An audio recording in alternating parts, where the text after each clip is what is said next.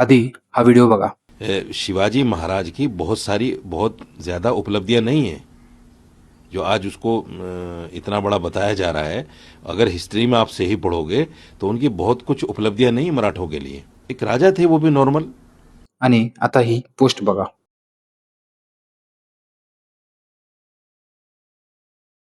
पहिल्या व्हिडिओमध्ये जो बोलतोय तो कोणतरी मौलाना साजिद राशिद आहे आणि हा व्हिडिओ काहीतरी 1 वर्षभरापूर्वीचा आहे. आणि दुसरी जी पोस्ट दाखवली ती ट्विट केलंय त्या माणसाने, त्या बाबाने. त्याचं नाव आहे स्वामी आनंद स्वरूप म्हणून. या दोन्ही पण हरामखोरांना छत्रपती शिवाजी महाराज यांचं कर्तृत्व काही नाही असं वाटतंय. पहिल्या त्या मौलानाला सांगू वाटतंय, त्यांची काही उपलब्धी नाही म्हणतोयस. त्या माणसानं शून्यातून स्वराज्य निर्माण केलं. ज्यावेळी या भारतात त्या काही जे कोण राज्य म्हणून घ्यायचे स्वतःला, ते सगळेजण कोणाकडे तरी चाकर करायचे. कोण मुघलाकडं, कोण आदिलशाहीकडं, कोण निजामशाहीकडं. त्या काळात या माणसानं स्वतः स्वराज्याचं स्वप्न बघितलं आणि स्वराज्य निर्माण केलं शून्यातून. आणि त्या माणसाची काय उपलब्धी नाही म्हणतोस तू. त्या माणसानं रयतेसाठी राज्य चालवलं.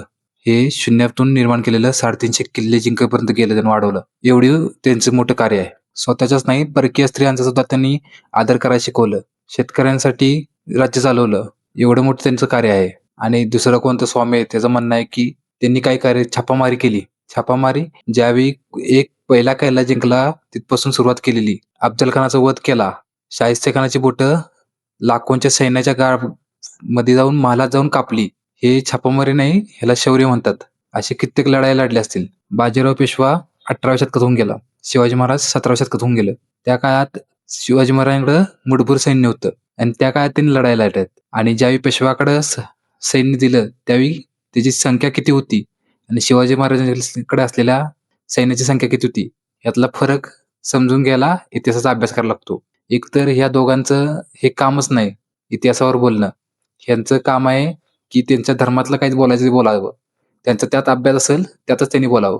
इतिहासाबद्दल बोलण्याआधी त्याच्याबद्दल काहीतरी माहिती असावी किंवा एवढ्या महापुरुषाबद्दल बोलावं तर त्याच्याबद्दल त्यांनी अभ्यास केलेला असावा. मगच त्यांच्या तोंडातून काहीतरी शब्द निघावेत. नाहीतर उगाच बरायचं म्हणून काही बोलू नये.